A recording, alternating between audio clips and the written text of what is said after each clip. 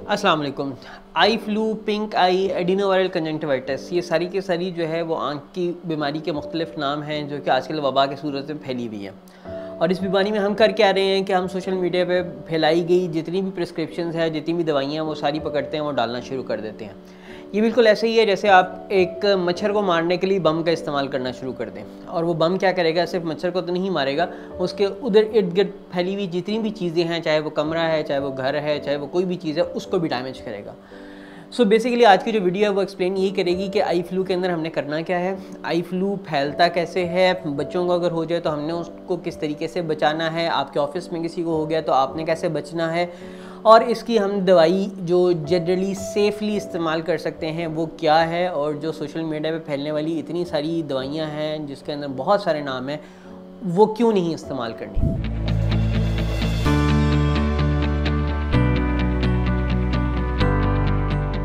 अस्सलाम वालेकुम, मेरा नाम डॉक्टर फैसल इकबाल है और मैं कंसल्टेंट आई स्पेशलिस्ट हूँ, वेटरनरी सर्जन हूँ, इत्फाक हॉस्पिटल और smart I centre defence face 5 Lahore में प्रैक्टिस करता हूँ। मेरे साथ आप अपॉइंटमेंट मरहम के थ्रू भी बुक करवा सकते हैं, नीचे गिवन नंबर के ऊपर कॉल करके। आई फ्लू या एडिनोवायरल कंजंक्टिविटिस या आई की ये जो वबाई मर्ज़ फैला हुआ है, ये बेसिकली क्या है। एक वायरस है जो कि एक फ्लू की तरह से फैलता है, 3-4 दिन, 5 दिन, 10 दिन आपको अफेक्ट करता है और उसके बाद अपनी साइकिल ख़त्म करके ये ख़त्म हो जाता है। वायरस के ऊपर एक्ट करने वाली कोई ऐसी दवाई नहीं है जो कि उसके साइकिल को तोड़ दे और उसको ख़त्म कर दे। हाँ, अगर ज़रूरत पड़ती है तो फिर कुछ एंटीवायरल ज़रूर यूज़ की जाती है, लेकिन वो पर्टिकुलर स्पेसिफिक कंडीशंस के अंदर। इस बीमारी के अंदर आपकी आंख में हो सकता है हल्का फुल्का पानी आए, थोड़ी बहुत रेडनेस हो, दर्द हो, और उसके बाद 2-4 दिन में वो खुद ही ठीक हो जाए। ज़्यादा लोगों के साथ ये होता है कि पहले एक आंख जो है वो इफेक्ट होती है, पिंक होती है, रेड होती है, उसके बाद फिर दूसरी आंख भी हो सकती है, या वही आंख सिर्फ रेड होने के बाद 2-4 दिन में बेहतर हो जाती है। सोशल मीडिया के अंदर बहुत सारी प्रिस्क्रिप्शंस फैली हुई है कि जी आप ये दवाई भी इस्तेमाल करें, ये दवाई भी इस्तेमाल करें, ये दवाई भी इस्तेमाल करें, और लोगों का ये ख्याल है कि ये दवाइयाँ जो है अगर हमें नहीं भी हुआ तब भी इस्तेमाल कर लेनी चाहिए ताकि हमें वो इन्फेक्शन ना हो।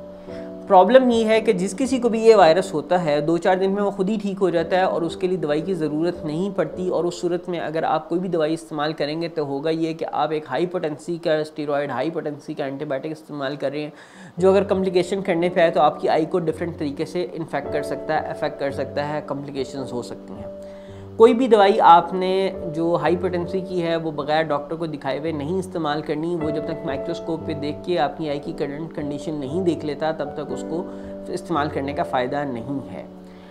ये बीमारी एक से दूसरे को इस तरह से लगती है कि आपकी आंखों से आंसू निकल रहे हैं, वो आपने अपने हाथ से पहुँचे या किसी तरीके से फेस को हाथ लगाया, आपका हाथ इन्फेक्ट हो गया। अब ये हाथ जहाँ जहाँ लगेगा वो जगह इन्फेक्ट होती जाएगी, और फिर जब आप उसी जगह पे कोई दूसरा बंदा हाथ लगाएगा या कोई चीज़ इस्तेमाल करेगा वहाँ से, तो उसके हाथ से उसके फेस तक जाएगी। तो ये जो मोड ऑफ ट्रांसमिशन है इसको ब्रेक करने का यही तरीक़ेकार है कि जब भी आप अपने चेहरे को साफ़ करें या अपनी आँख जो इन्फेक्टेड है उसको साफ़ करें तो टिश्यू से या रुई से साफ़ करें और उसको फिर फेंक दें, उसको बार बार मत इस्तेमाल करें क्योंकि वो इन्फेक्टेड हो गई है। जब आप कोई इन्फेक्टेड चीज़ जो है वो अपने आँख से हाथ यानी साफ़ करेंगे, हाथ पे आएगी, हाथ आप अपने मोबाइल पे यूज़ करते हैं और आपका मोबाइल कोई और इस्तेमाल करता है, तो यही जो इन्फेक्शन है वो उसकी आँख हाथ पे जाएगी, और हाथ जब वो आँख को लगेगा, चेहरे को लगेगा, तो उसकी आँख तक वो पहुँच जाएगी। बहुत सारे लोग ये कर रहे हैं कि घर पे पड़े हुए कतरे, चाहे वो अर्के गुलाब के हैं, चाहे वो किसी और चीज़ के हैं, या कोई सुरमची है या कोई भी चीज़ ऐसी है जो कि आँख में लगाई जाती है, जब वो एक इंसान की आंख में इन्फेक्शन होती है और वही चीज़ जब आप वही कतरे आप 2-2, 3-3 लोगों को डालते हैं तो वो एक की इन्फेक्शन दूसरे में और दूसरे की इन्फेक्शन तीसरे में फैलती है। तो आपने किसी और के कतरे नहीं इस्तेमाल करने।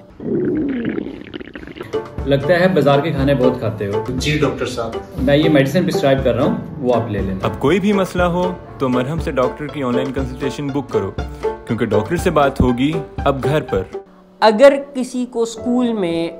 बच्चे को रेड आई हो गई है या पिंक आई हो गई है तो सबसे पहला काम ये है कि उसको 2-4 दिन की छुट्टी दे दें जब तक उसकी आंखें बेहतर नहीं होती, और क्लास में भी अगर है तो उसको एक साइड पे बिठा दे ताकि उसकी पेन, पेंसिल, उसके शॉर्पनर, उसका जो कॉपी है, उसका कोई पेंसिल केस है, कोई भी ऐसी चीज़ जो बच्चों के साथ शेयर करता है वो दूसरे बच्चे मत टच करें। आपको जब भी ऐसा कोई प्रॉब्लम हो गया है तो बार बार हाथ को साफ़ करना, धोना, सैनिटाइज़ करना बहुत ज़रूरी इसलिए है कि वहीं से इसकी जो स्प्रेड है वो रुकेगा। आपके ऑफिस में अगर किसी को हो गया तो उसको 2-3 दिन की छुट्टी दे देनी चाहिए, वर्क फ्रॉम होम कर ले, और जब तक वो आँख रेडनेस जो है बेहतर नहीं होती, वाटरीनेस बेहतर नहीं होती, तब तक वो स्कूल से, उस ऑफिस से, उस काम से छुट्टी पे रहे, ताकि बाकी लोग जो वहाँ पे बैठने वाले हैं उनको ना हो। जिस किसी की भी आंखें ख़राब हो गई, उसकी ऐनक, उसके कतरे, उसका तकिया, तौलिया, कपड़े, ये सारी के सारी चीज़ें अगर आप इस्तेमाल करेंगे तो आपको भी हो सकता है। तो अब आपने इसको एक तो हाथों को सैनिटाइज़ कर लेना है, कपड़े, तौलिया, तकिया, इनको धो लेना है, इनके कवर्स को चेंज कर लेना है, और जब आप धो लेते हैं तो उसके बाद उनको धूप में ज़रूर सुखाना है ताकि वायरस का जो असर है वो ज़ाइल हो जाए। जब भी हमारे पास कोई ऐसा पेशेंट आता है जिसको कंजंक्टिवाइटिस या वायरल फ्लू हुआ हुआ है, आई फ्लू हुआ हुआ है, तो उसको हम माइक्रोस्कोप पे देखते हैं और वो ये चेक करते हैं कि उसकी कॉर्निया को या बाकी स्ट्रक्चर्स को तो इफ़ेक्ट नहीं किया। 99% चांस ये कि उसको इफ़ेक्ट नहीं करता, 2-4 दिन में खुद ही ठीक हो जाता है और ये वायरस ख़त्म हो जाता है। अगर आपको धुंधला नज़र आना शुरू हुआ है, आंख में दर्द होना शुरू हो गई है, या कोई ऐसा मामला हुआ है कि जिसमें आपका रोज़मर्रा का काम जो है वो करना बहुत मुश्किल महाल हो गया, कोई उल्टियाँ आना शुरू हो गई हैं, उस सूरत में आपने फौरी तौर पे आई स्पेशलिस्ट को दिखाना है। अगर आपकी आँखें सूज जाती हैं तो उस सूरत में भी आपने आई स्पेशलिस्ट के पास जाना है ताकि वो देख के आपको दवाई का इस्तेमाल तजवीज़ कर सकें। अगर आपकी आँख के अंदर थोड़ा बहुत पानी आ रहा है, दर्द हो रहा है, तो उस सूरत में आप सिर्फ साफ़ पानी से अपनी आँखों को धो लें और बर्फ़ आइस क्यूब लेके उसको कपड़े में लपेट लें या टिश्यू में लपेट लें और उससे थोड़ी सी टिकोर करें। टिकोर करने से आपकी आंख को जो थोड़ी सी तकलीफ़ हो रही है वो बेहतर होना शुरू हो जाएगी, ख़ारिश करने का जो मन कर रहा है वो बेहतर होना शुरू हो जाएगा, और यूजुअली 1-8 दिन के अंदर जो है वो आप खुद ही इम्प्रूव कर जाते हैं। इस बीमारी के अंदर आप टीयर्स के कोई भी अल्टरनेटिव, जैसे टीयर्स नेचुरल है, सस्टेन है, सॉफ्टील है, हाईलो है, ये वो जो आपके मसनूई आंसू हैं, ये ड्रॉप्स सेफली इस्तेमाल कर सकते हैं। कुछ हद तक एंटी एलर्जी ड्रॉप्स, लेकिन वो भी आपने ख़ुद नहीं शुरू करने, किसी डॉक्टर से मशवरा करके शुरू करने। और जो लोगों ने हमारी प्रिस्क्रिप्शन फैलाई नहीं है कि जी आपने ये टॉबराडेक्स भी यूज़ करना है, ओकोमॉक्स डी यूज़ करना है, फलाना यूज़ करना है, उसके अंदर बहुत हाई पोटेंसी के एंटीबायोटिक यानी 4th जनरेशन एंटीबायोटिक और साथ डेक्सामेथासोन या बेटानिसोल या इस किस्म के जो कतरे हैं उनको इस्तेमाल करने का नुकसान ये है कि स्टीरॉइड्स जो हैं वो आपकी आँख में अगर कोई कॉम्प्लिकेशन आ जाए तो फिर वो कर सकते हैं। हमें स्टीरॉइड जब इस्तेमाल करने होते हैं तो हम आँख को मुस्तकिल अंडर ऑब्जर्वेशन रखते हैं, बार बार देखते हैं, और कई दफ़ा हमें उसमें अंदर ज़्यादा देर भी इस्तेमाल करने पड़ते हैं, लेकिन वो बहुत कम केसेस हैं और उस सूरत में भी बहुत माइल्ड से स्टीरॉइड यूज़ किए जाते हैं। डेक्सामेथासोन या बेटानिसोल वगैरह नहीं इस्तेमाल किया जाता।